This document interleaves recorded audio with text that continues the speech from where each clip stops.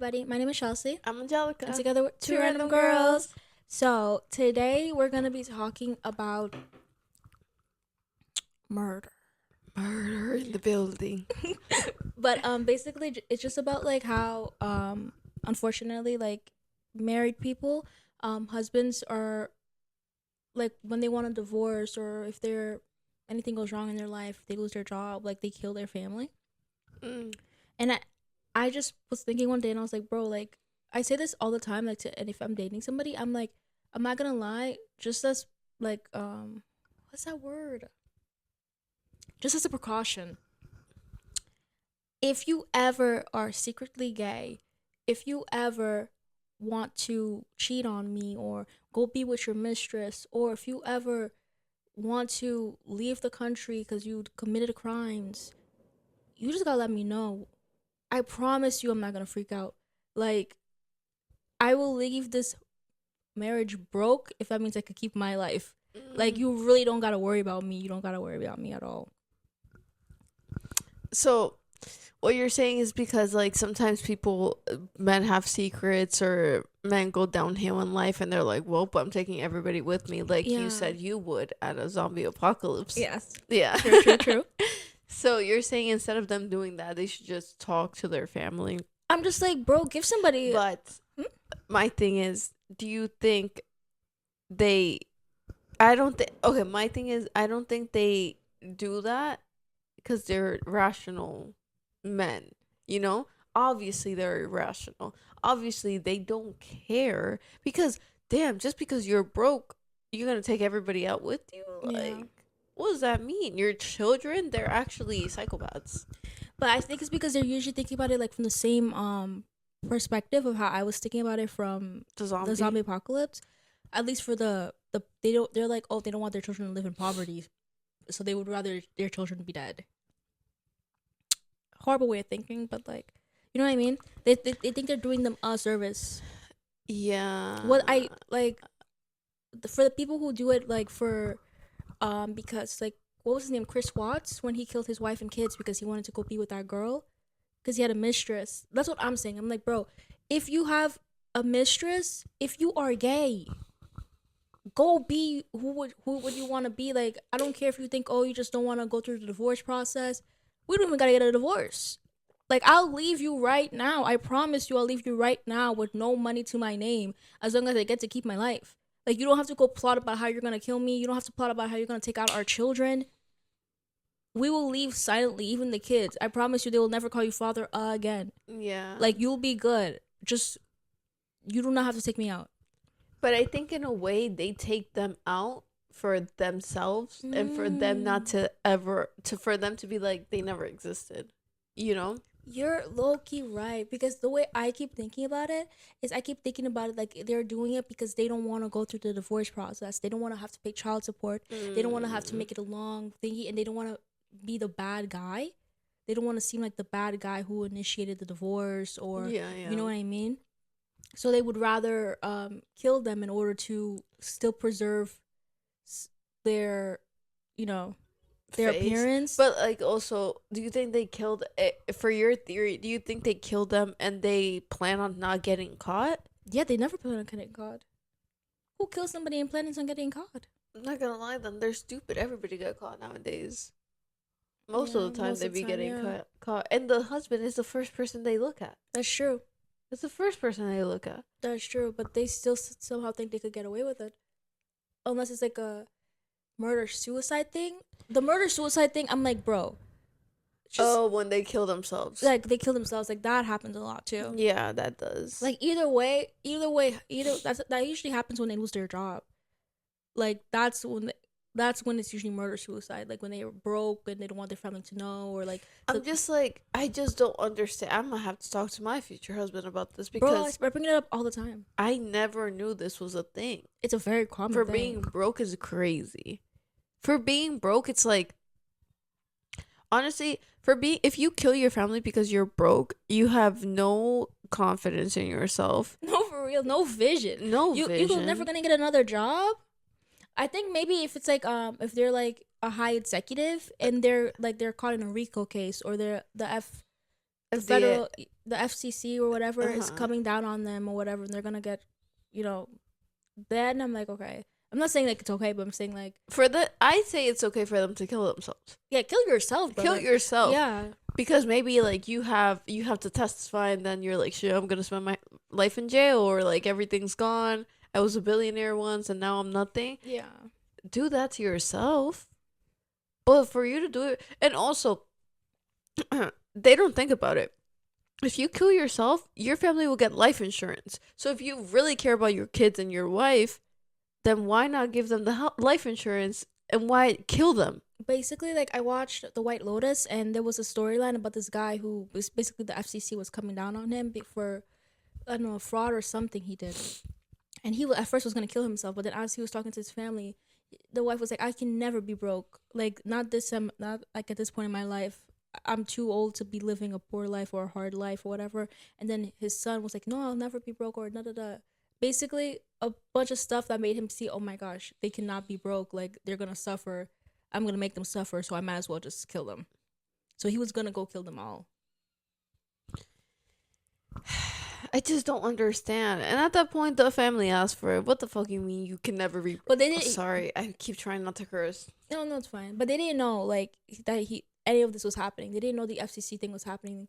Like, and they were... like gonna lose everything. They didn't know that. But I feel like you should always be humble in life. They were a very rich family. So. Like, when we make it big, I'm never gonna be like, I could never be broke again. Like, yeah, I was and I could and I would. Like, if it has to be done, what I gotta do about it? Like, if it's gonna happen, it's gonna happen. But I'm not gonna go searching for it. Yeah, of course, I'm not gonna search for it. But like, I don't know. Oh my god, I saw. Oh, this could be another topic, so I won't say it right now. Okay. But minute 7. Don't forget to like, comment, subscribe. I think the people that kill because of that are really just idiotic. Also, like, they have to be sick in the head. No, they definitely are sick in the head. Like, for you not to think anything better is gonna happen, like, they do that to pregnant women too. Do you know that a woman's most vulnerable to like domestic violence or to be murdered is while they're pregnant? What? Yeah, like that's the most vulnerable time in a woman's life. I guess it makes sense. Yeah, it makes sense because we really probably are the most vulnerable. Like, what the heck? I got a whole 16-pound baby. But I mean by their partner, not like random people in the street. No, I know. Yeah. But I'm like, they see us as the weakest. I mean, that is probably our weakest moment. Yeah, no? It's mostly like the reason why they're doing it is mostly because probably they don't want to be tied to the woman forever. They don't want the baby. They don't, or the stress from the baby coming and stuff. Because I feel like they could even do love. I mean, if you're hitting a woman, I don't think you love them. Yeah. But I was gonna say, like, maybe like shouting domestic violence, probably because they just have stress from the baby incoming, and then they're like, oh my god, it wasn't the time, and we got pregnant, and then that leads to that eventually. But I'm like, oh god. I mean, sometimes money is everything. If they had money, they probably wouldn't be so stressed unless they had a mistress, and then. Yeah. But I can't believe they'd be killing their wives and kids because of a mistress. Bro, like, they kill them. Like, that's also why I'd be like, if you are gay and you have a gay lover, talk to me about it. I'm not gonna out you or anything. Because did you know that I told you that story about that girl who walked in on her boyfriend having gay sex, and he shot her right at the door? He shot her at the door. That's also sickening, Like, if you're gay, be gay, brother. Be like, gay. go be gay. Like, that's not my business. Like, at the end of the day, I'm not gonna, as hard as it is, like, for your partner to have been lying to you and like about being gay, like, what is it worth? It's not worth my life. Yeah. Like, you're outing you is not worth my life. I wouldn't care at that point. I'm like, if you're gonna tell me you can't post nothing, you can't say anything, or your life. Oh my god! Like, you don't even have to say decision? it, bro. Like, you don't even have to threaten me about it because at the end of the day, you cannot trust me. I'm not gonna. If you ever back a man into the corner, you never know what he's gonna do. Yeah, don't ever back a man into a corner. Next move. Because like not even for them, like for yourself. Don't ever. That's why I hate watching movies when they're threatening like the person. If you already know the person's like mentally sick, yeah, and they're like, watch what I'm gonna do, and then they. You like, know, why would you like, ever threaten? I was watching a show, and basically this girl was in a locked cage with this other girl, and the girl was like, I I was told I have to kill you. I really don't want to, whatever. And then, like literally 10 minutes later, the girl starts saying, you know what? You're nothing to me. You never mattered to me. Nobody loves you. Da da da da. And I'm like, you don't care about your life. You think that nobody could ever be pushed into like a crazy yeah, moment and then decide that they're gonna kill you? You believe that this girl is like not strong enough to kill you, like mentally, but then you beat her down mentally, yeah, to make her into a crazed, like a such a low point where she doesn't care if she kills you or not because she's so angry, like in a passionate, like a crime of passion kind of thing. yeah. What's the point? They do that all the time. Wait, in but movies. do you believe that? Do you believe a person can go into psychosis and kill somebody? Yeah, that happens all the time. But do you think that would make them be able to go to jail, or you think no because they went into psychosis? Well, isn't that a plea, like insanity pleas? Sometimes they don't go to jail, right? They go to a mental asylum. Yeah. Yeah. Do you agree with that? Yeah. So Love and Death. I know you didn't see the show. That girl, no. What do you think? She was not insane. She planned that. You think she planned it? I'm not gonna lie, low-key they convinced me a little bit, but then also it's just like, but they stopped having the affair. So we're talking about Candy. Yeah. Don't know that. Don't know her last name. Yeah. Don't know her last name, but she killed Betty Gore. Mm-hmm. And basically Candy was having an affair with Alan Gore for months. Then her husband found out. Then Betty found out, but then they stopped having the affair for like 6 months. And then one day their children's were best friends. So Candy went to Betty's house to pick up a bathing suit. She axe murdered Betty, and She was pregnant. no, she was never. Oh, she just had the baby? Yeah, she just had the baby. Oh, okay. They said in the show that she was pregnant, but she wasn't found pregnant Oh, okay. in real life. And yeah, she just had a baby. She axe murdered her very badly. 40 times she threw that axe on her. That's what I'm saying, that I don't agree. She didn't go to jail, Candy. Candy didn't go to jail? She didn't go to jail, honey. For insanity? Nothing. She didn't do nothing. No time, nothing. Well, what did they say? So they said in the trial, everyone, like the people were like, obviously she was the one that killed her, because first she was saying, no, I didn't kill her. I went to Target, nothing happened, right?